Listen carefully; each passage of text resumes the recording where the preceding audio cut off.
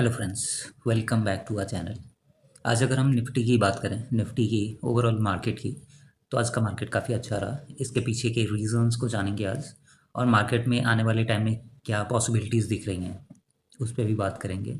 इसके अलावा आज हम बात करने वाले हैं रुपीज़ पे अभी क्या ट्रेंड चल रहा है। इसके अलावा क्रूड ऑयल पे, इसके अलावा बहुत सारे जो स्टॉक्स है उस पर भी थोड़ा सा बात करेंगे, फिर आगे देखते हैं।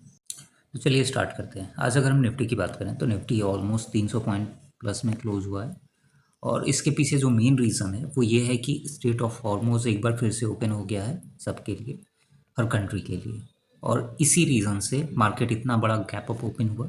और उसके बाद से कुछ देर साइडवेज रहने के बाद से लास्ट के 1 आवर में एक ऑलमोस्ट 100 पॉइंट की रैली हुई। ठीक है, जो अगर हम थोड़ा सा इसका प्राइस मतलब सपोर्ट देखें तो लास्ट टाइम हमने बात किया था कि 23,150 के आसपास एक अच्छा खासा सपोर्ट दिख रहा है।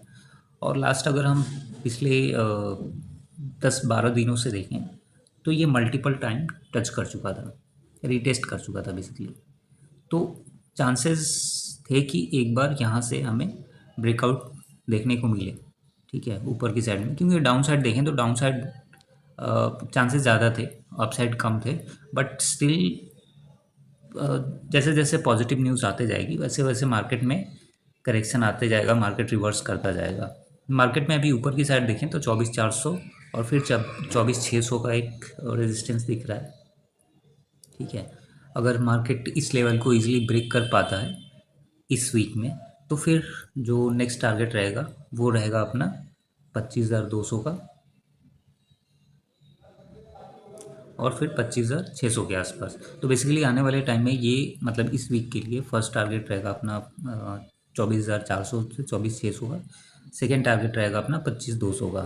थर्ड टारगेट रहेगा अपना 25,600 का।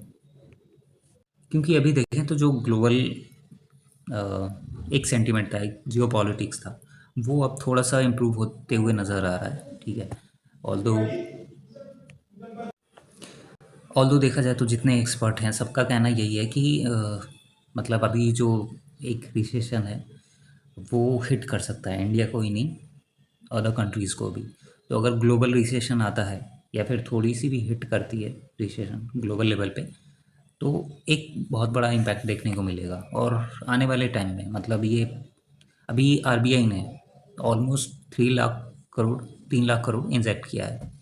ठीक है, 2.87 लाख करोड़ का पैकेज अनाउंस किया है।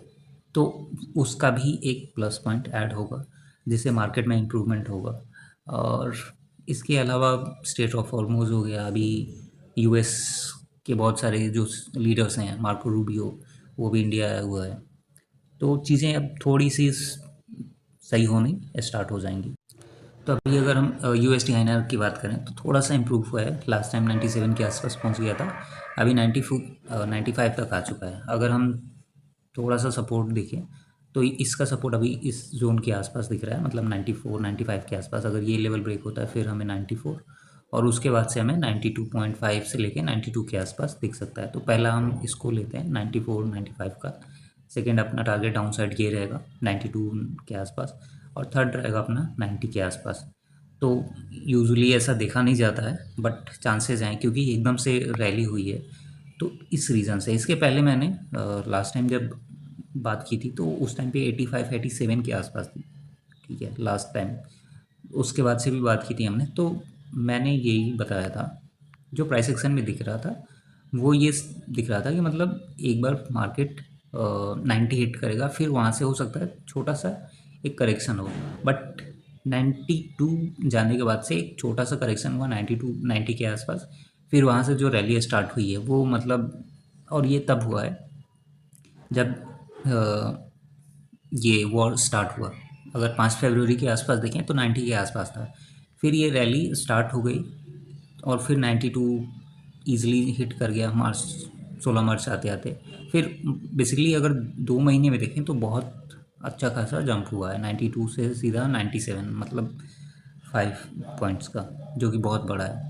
तो आने वाले टाइम में चांसेस हैं कि एक बार फिर से इसमें थोड़ा सा करेक्शन हो रहा है, और अगर करेक्शन हेल्दी आता है तो काफ़ी अच्छा रहेगा इंडियन इकॉनमी के लिए। और तो क्रूड ऑयल की बात करें तो क्रूड ऑयल भी ऑलमोस्ट 91.6 पे आ चुका है। रिसेंटली अभी 120 तक गया था, मतलब 118 119 तक, और ये गया था मार्च के आसपास। फेब में देखें तो फेब में ऑलमोस्ट ये 60 तक था, बट 60 से ऑलमोस्ट डबल हो गया, अभी 91 के आसपास आ चुका है। अभी अगर ये 90 के आसपास ब्रेकआउट आता है डाउन साइड में, ठीक है, तो ये सीधा फिर से 80 के आसपास दिखेगा, मतलब। और आज देखें तो ऑलमोस्ट 5% का फॉल है, मतलब पिछले तीन तीन दिनों से देखें तो अच्छा खासा फॉल हो चुका है। तो अभी जो एकदम से इंडिया में पेट्रोल और डीजल के प्राइसेस हाइक हुए थे, उसमें थोड़ा सा इम्प्रूवमेंट हो सकता है कि मतलब और फर्दर इनको प्राइस हाइक ना करना पड़े, और हो सकता है रिड्यूस करना पड़े, ठीक है। बट यहाँ एक चीज़ है और है कि अगर ये रिड्यूस ना करके मतलब इसको जीएसटी में डाल देते हैं ना, तो काफ़ी अच्छा रहेगा। बट ये डालेंगे नहीं, क्योंकि इनका बहुत मतलब सोर्स ऑफ इनकम जीएसटी से ही है। तो अभी देखना होगा कि क्रूड ऑयल कैसे आता है। अगर 82 आ जाता है तब तो काफ़ी अच्छी बात होगी, इवन इंडियन रुपीज़ भी 90 के आसपास आ जाएगा। अगर हम ग्लोबल मार्केट देखें तो डाउ जोन्स, डाउ फ्यूचर बेसिकली पॉजिटिव है, एस&पी, नास्डैक। उसके बाद से गिफ्ट सिटी देखें तो गिफ्ट निफ्टी भी ऑलमोस्ट फ्लैट ही है, निकाई 3% के आसपास पॉजिटिव है। उसके बाद से हैंग सेंग, ताइवान भी। तो बेसिकली जितने भी ग्लोबल मार्केट हैं सारे पॉजिटिव ही हैं। गोल्ड देखा जाए तो गोल्ड 1% ऊपर है, सिल्वर भी ऊपर ही था, उस पर भी हम बात करेंगे। डॉलर इंडेक्स की बात करें तो डॉलर इंडेक्स अभी 98.95 आ चुका है, रिसेंटली 99 तक गया था। तो डॉलर अगर गिरता है तो तब भी एक अच्छी चीज़ होगी हमारे लिए। यूएसडी आईएनआर 95 पे आ चुका है। इसके अलावा अगर हम 5 ईयर यील्ड देखें तो ये 6.95 तक गया था, 94 तक, अभी 6.85 है। और 30 ईयर्स में थोड़े से चेंजेस हैं, 7.6% पे आ चुका है। जापान का देखें तो जापान का यील्ड भी थोड़ा सा नेगेटिव हुआ है, अभी रिसेंटली 2.7 पे था 10 साल का। 30 साल का अगर देखें तो ऑलमोस्ट 3.5 से 4% के आसपास चला गया था। बिटकॉइन भी देखें तो बिटकॉइन ऑलमोस्ट 82,000 जाने के बाद से फिर से एक बार नीचे आया था, ऑलमोस्ट 75 76 के आसपास। फिर वहाँ से अभी रैली स्टार्ट हुई है, मतलब थोड़ा सा ही है, कुछ खास नहीं है। 75 74 तक आ चुका था एक्चुअली, और अभी 77,000 तक आया है, मतलब ऑलमोस्ट इसमें भी 300 पॉइंट की रैली हुई है। बट वो पहले वाली रैली नहीं हुआ है, जैसे पहले मतलब 5-6 महीने पहले चल रहा था, ठीक है। अभी देखें तो अभी इसमें जो लास्ट टाइम मैंने बात की थी कि मतलब 90,000 तक दिख रहा है, बट 82 83 तक जाने के बाद से ऑलमोस्ट फिर से ये 7-8 हज़ार, सॉरी, 4-5 हज़ार पॉइंट नीचे आया, फिर वहाँ से अभी ऊपर जाना स्टार्ट कर रहा है। तो अभी देखते हैं कि रैली कैसी होती है, क्योंकि अभी देखें तो ऐसा लग ही नहीं रहा है कि मतलब बिटकॉइन में ट्रेडिंग के लिए कुछ हो रहा है, मतलब छोटे छोटे कैंडल्स बन रहे हैं। यही रीज़न है कि बहुत सारे लोग अभी गोल्ड, फॉरेक्स, इन सब चीज़ों में मूव करना स्टार्ट कर चुके हैं। तो रिसेंटली अभी जेफरी के बहुत सारे मतलब जेफरी का आया था इंडियन मार्केट को लेकर, निफ्टी को लेकर। उसने बेस बताया था कि 20,500 तक जा सकता है।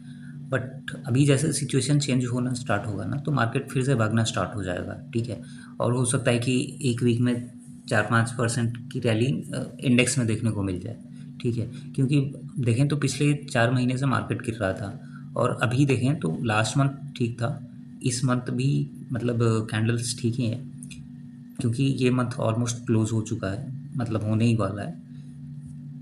नेक्स्ट मंथ की कैंडल कैसी होती है उस पर थोड़ा सा फोकस करना पड़ेगा।